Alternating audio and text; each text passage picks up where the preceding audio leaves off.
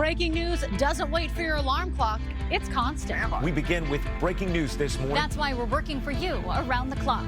Preparing you with information you need to know to start your day. Developing stories this morning. Getting the facts, finding the stories, your stories. Checking the skies to plan out your forecast. And of course, warning you of any traffic on the roads. So start your day with confidence.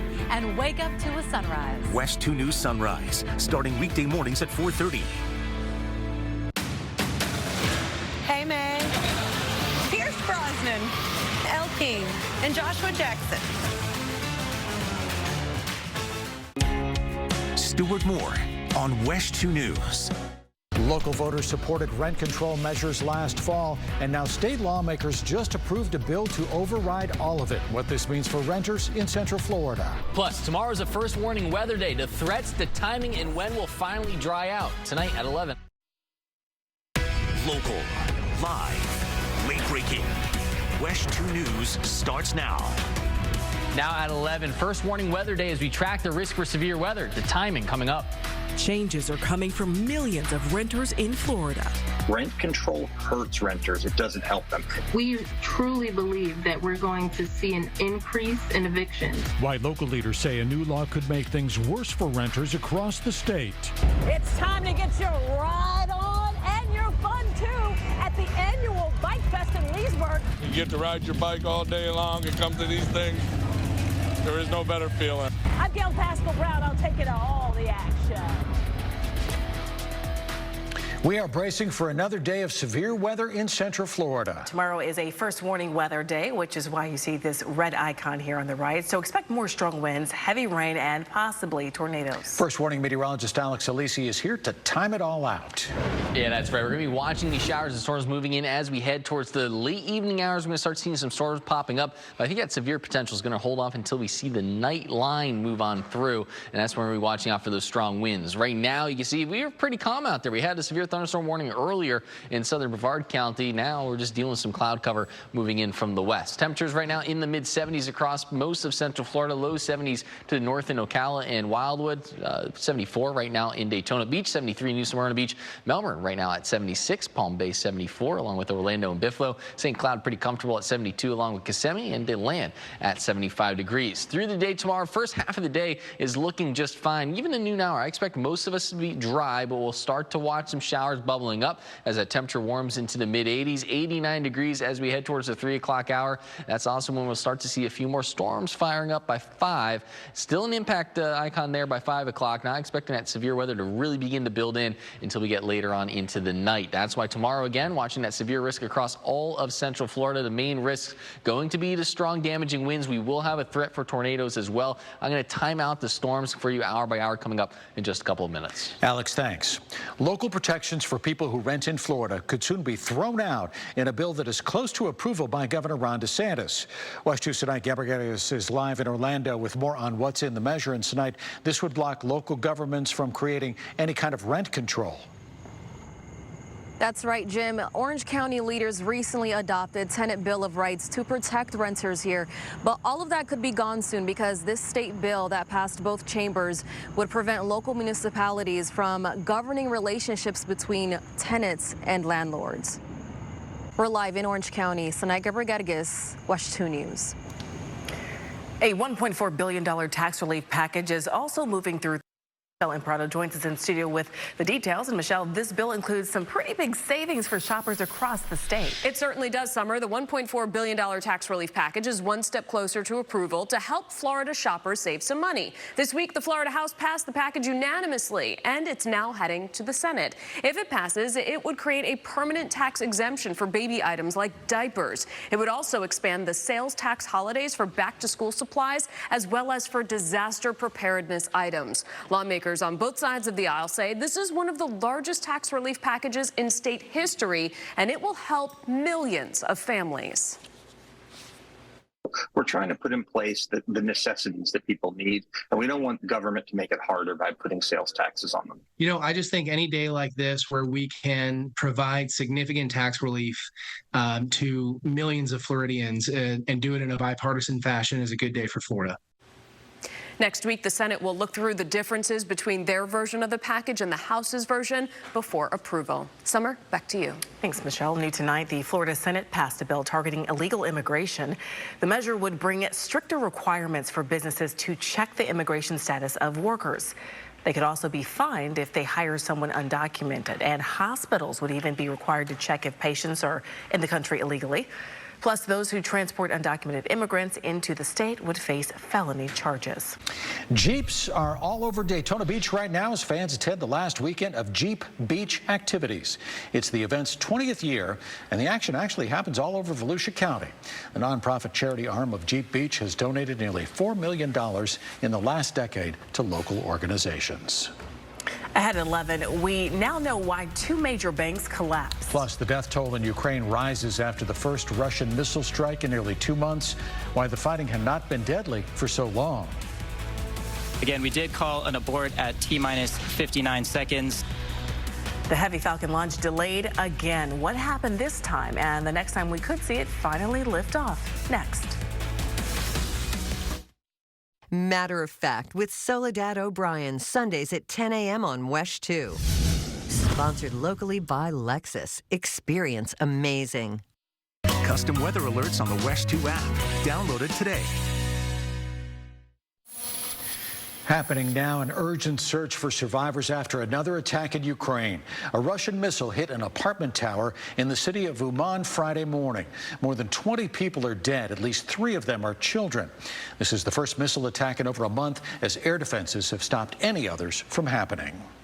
Some positive signs for the U.S. economy. The Federal Reserve says price hikes slowed last month. Economists say it's a sign that the central bank's massive rate hiking campaign is making an impact.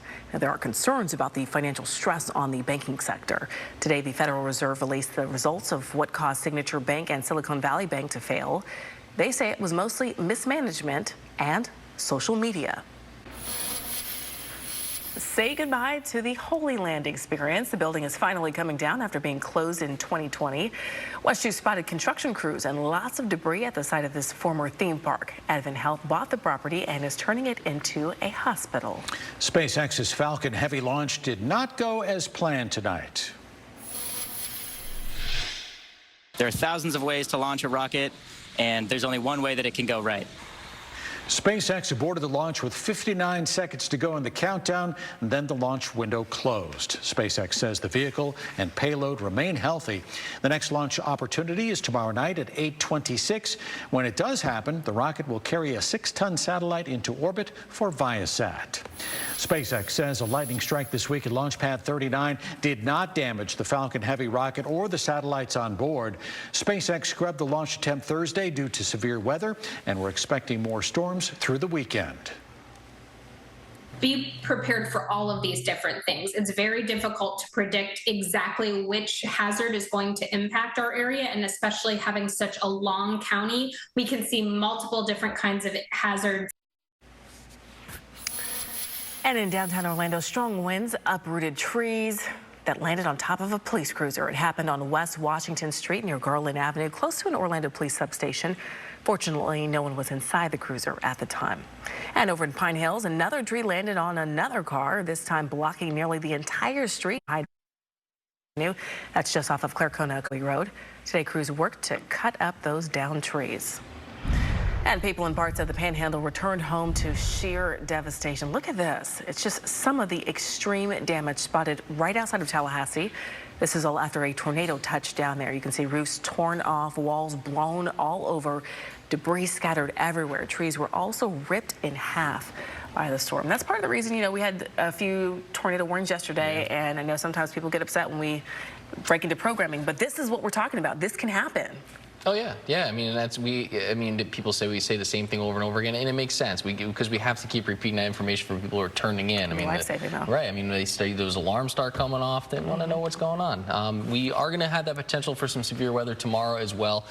Main threat's going to be strong gusty winds as we go later on into the night. So we'll be watching that cloud cover stream on in right now. The first half of the day tomorrow looking just fine, but once we get into the evening, that's when storms start to bubble up, and then tomorrow night is when we'll start to watch for those potential potentially severe storms to be moving on in. Temperatures right now in the mid-70s for most, 74 Daytona Beach and DeLand, 75 Sanford, 74 degrees in Orlando and Bithlo, low 70s in Wildwood, pretty comfortable, 72 in Ocala, 74 in Claremont. And these temperatures will drop a little bit more from here. Most of us are going to settle right around the upper 60s, right near the 70-degree mark. Leesburg will get down to 71 along with Orlando, 70 expected for the low in Sanford. So quite a bit above average. Average low is right around 63. We'll get up to or down to about 67 in Ocala, 70 in St. Cloud, and Melbourne should make it down to about 71 degrees. Now tomorrow, today we had an isolated risk for severe weather, and we saw one severe thunderstorm. Tomorrow, scattered risk for severe weather, so I do expect to see more severe thunderstorm warnings and even the potential for some tornadoes. But again, damaging winds looks like the main threat. Tornado risk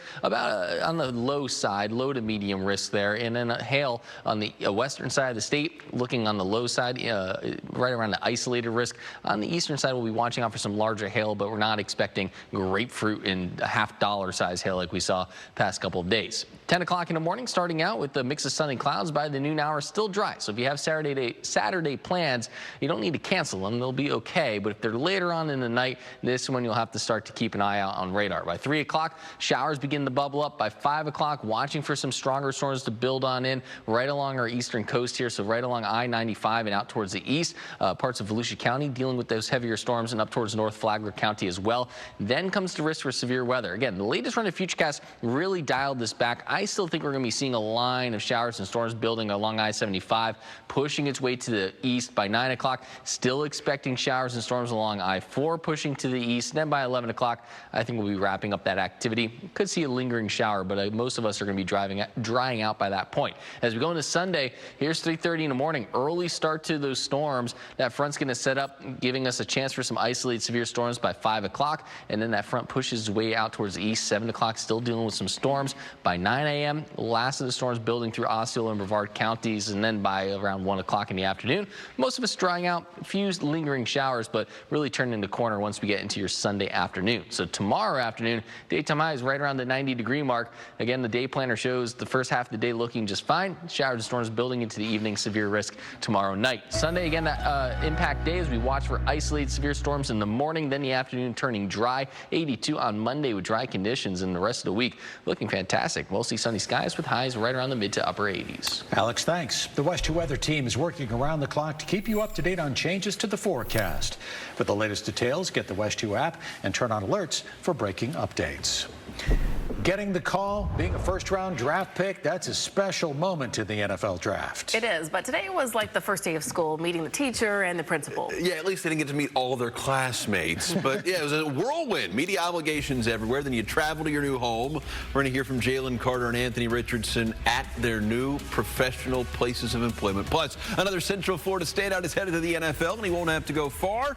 Details next in sports.